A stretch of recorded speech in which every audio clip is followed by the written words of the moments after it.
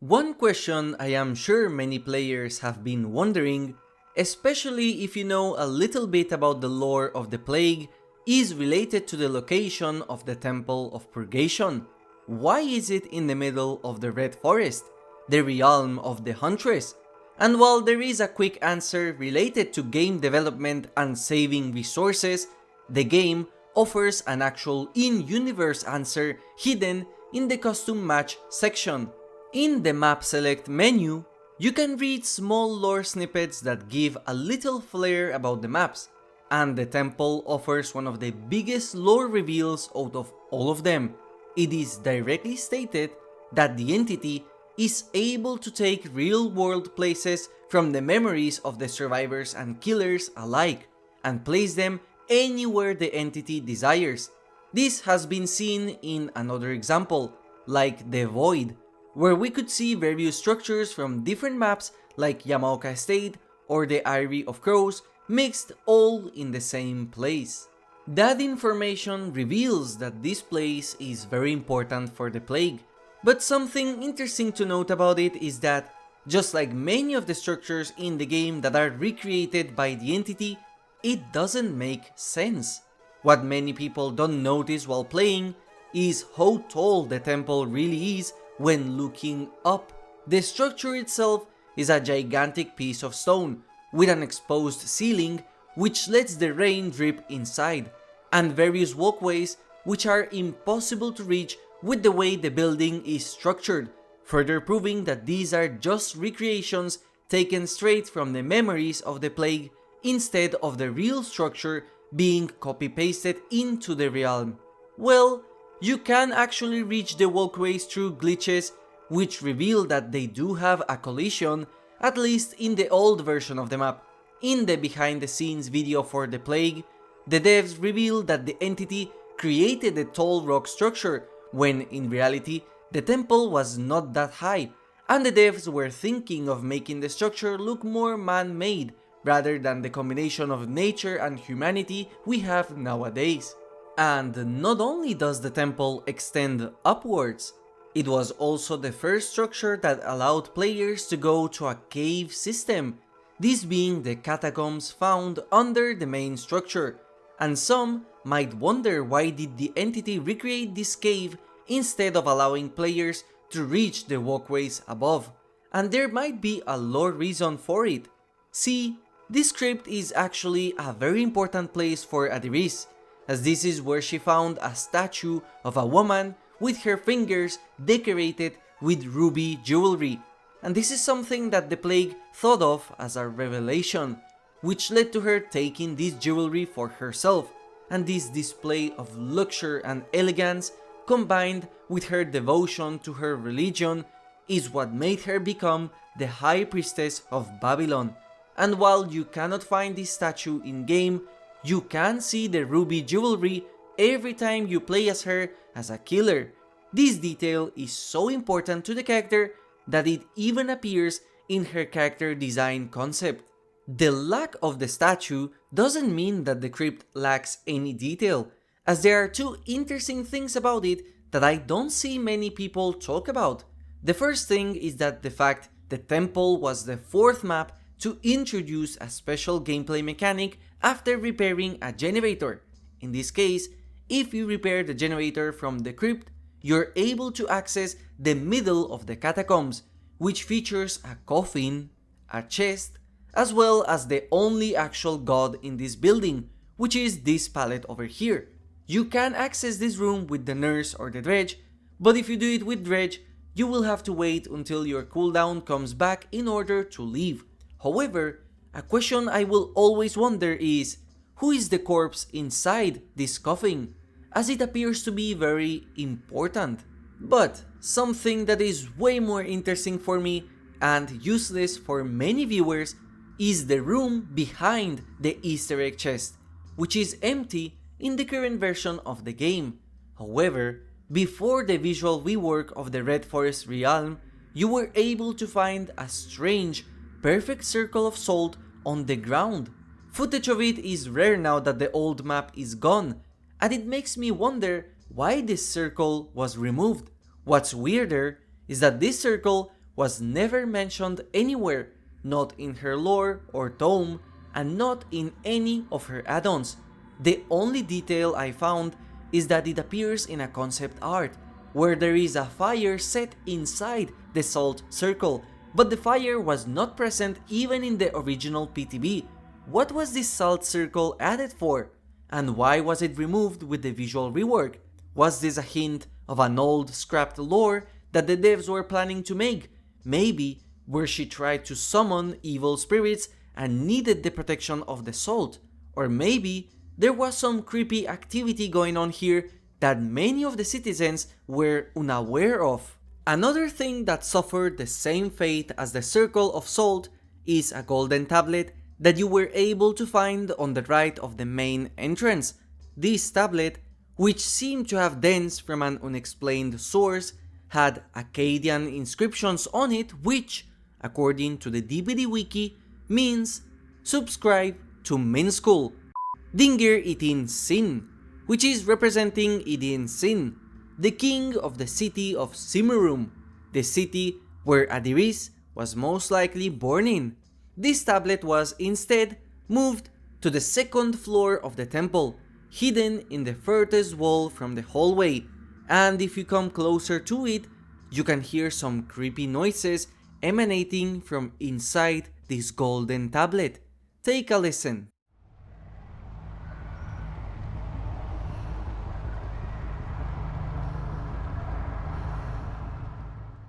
If you're a fan of listening to weird and creepy things, you might like this next fun fact, but be warned, because if you suffer from emetophobia, you might find this part disgusting, so skip to the next fact. A detail that surprisingly not many players know about is that anytime you cancel the vomit charging from the plague, you can hear how she audibly swallows the vomit back inside.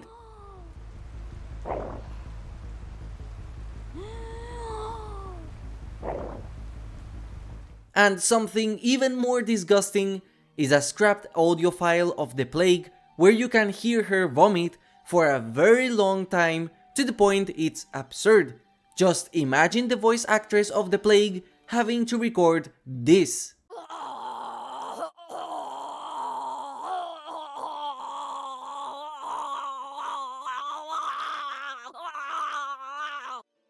Another thing that was scrapped early on during the plague's development was, surprisingly, her age. Despite being a walking, rotting lady, a lot of the community can still admit that she is beautiful and elegant, and this was something the devs wanted to showcase thanks to her face and posture.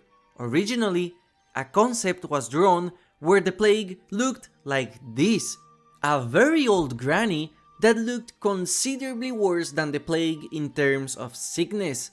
The devs decided to make her face beautiful in order to show this huge contrast between the high status of Babylonia thanks to her face and clothing, and the terrible fate that an incurable disease is thanks to her power and skin. What is interesting is that you might be able to see how old Adiris looked like thanks to her concept art showing her default outfit and recolors, as well as the lore image of her inside the cave where she would eventually disappear. Another thing that a lot of players in the community, especially those that are unfamiliar with the lore, do is paint the plague as someone who was good during her life, and someone with good intentions that wanted to save her people from the plague. One of the events that led her to become popular was how, while reciting the Epic of Creation, which is an actual historical tablet that exists in real life, one of her followers passed out. When she saw that, she immediately went to help this woman, and then decided to sacrifice one of her toes in order to save her. This toe is part of her add-ons, and if you take a look at her right foot, you can actually see that she is missing a toe in all of her cosmetics except one, and that is the sea goddess outfit. Why she has the toe in this outfit is unknown, as even her cat cosmetic has the missing toe. But this act of selfness is not enough to defend the plague, because she is, surprisingly, a pretty brutal killer, and this was showcased through her tome, lore and cinematic, where it was confirmed that the plague actually killed by her own hands before being taken by the entity. The tome lore shows how her adoptive father was trying to tell her that her religion was all BS, but the plague was very faithful to it, and one day, thanks to the manipulation of the entity, the plague decided to sacrifice her own father in the middle of the Temple of Purgation due to blasphemy, and the way she did this was actually pretty brutal, even worse than her Mori in-game. And this is not the only violent act that the plague performed, as one of her uncommon recolors states that her robes are designed to reflect her distinctively merciless practices, which hints at the fact that she would punish blasphemers severely.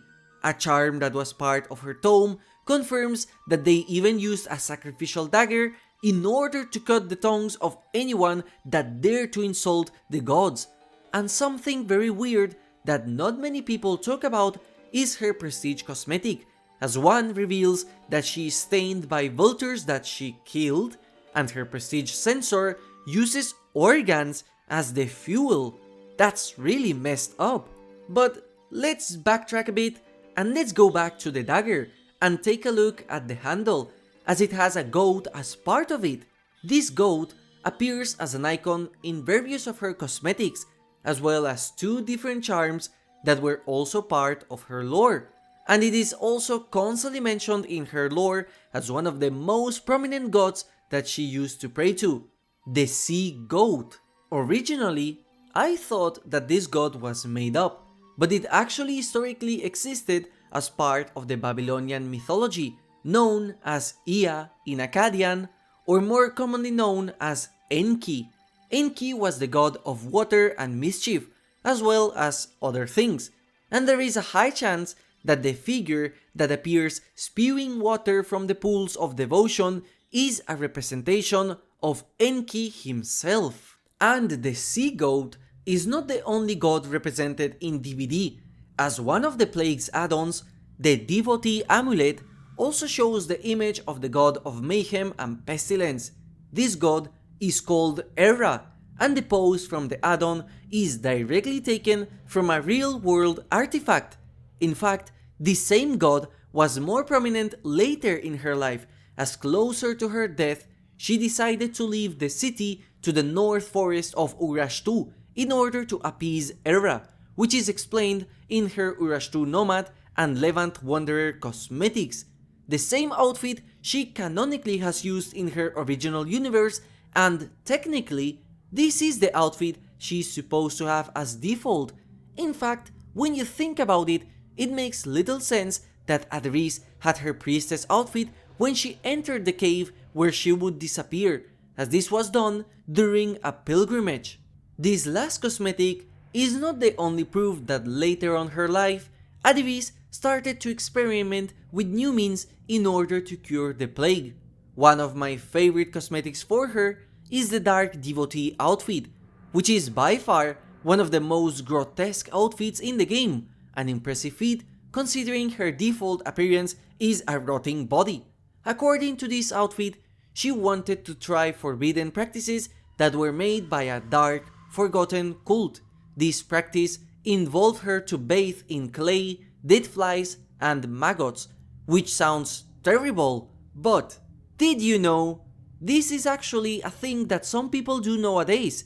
The first practice is a mud bath, where people soak themselves in hot springs filled with a mixture of water and clay, which leaves this grey color on the plague's body, and the maggots are part of maggot therapy, a practice that involves having maggots eat your dead tissue so it doesn't spread further. And I sadly cannot show the images here, or else you will be projectile vomiting like the plague. However, what I can show you is one of the most interesting lore theories I have heard, and potentially one of the most significant. As you might know, the plague is the oldest killer currently available in the game, which means that any things that happened around Babylon could potentially affect the present of the rest of the characters. And when you think about it, this could mean that the plague was the catalyst that created the Black Veil, the cult that knows about the entity's existence and that worships it, the same cult that attacked Elodie and that captured the twins. It is already very well known that the entity is able to manipulate people in the real world in order for them to do their bidding. For example, Spirit's father was manipulated by the entity, and the same happened to the artist in a more extreme way, or even Frank Stone from the upcoming DbD game. And this is also confirmed to be the case for the Plague. Back when she was young, her adoptive father made her doubt her faith by telling her that it's all BS and that she should escape with him to live a better life. This made her question her religion, and she started praying a lot in order to get an answer from the gods. And in the end, she was able to hear whispers that, for her, were the message that the gods are real. She started to punish herself to the point of almost dying, but this whisper is what led her to sacrifice her own father and what eventually led her to have blind faith to her religion. In the end, after escaping from the city in order to find a cure with her followers, she made one last prayer inside a cave that led her to being taken by the entity. This detail is very interesting because various times in different tomes, most notably on Kate's official tome lore, we can see that the entity has various portals that lead to the fog inside cave systems. It is entirely possible that Adiris entered one of those caves that had connections to the entity, and that's where her followers saw it. They saw how Adiris disappeared in front of their eyes, and potentially how the entity saved them from the plague thanks to her sacrifice. Nobody knows what happened to her followers, but their bodies were not found inside this cave, nor they are in the entity's realm either. And when we see the visual design thanks to the images from her backstory, we can see that a lot of the followers wear hoods in order to hide the wounds and infections that the plague gave them. These same robes would eventually become the clothing that the Black Veil would use for their cult. In other words, the plague sacrificing herself and disappearing in that cave would lead to her followers creating the Black Veil cult in order to worship this mysterious god that cured them of the plague. However, this is just a theory, a game theory, as no confirmation has ever been made by any official developer piece. Huge thanks to Redditman101 and the Dead by Daylight wiki for talking about this potential theory, which, if true, is actually insane, because it could reveal how the Black Veil was created in the first place, as it's one of the biggest mysteries in the universe of Dead by Daylight. We might get an answer in the upcoming DbD games. Anyways, I hope you enjoyed this video, thank you for watching, and have a nice day.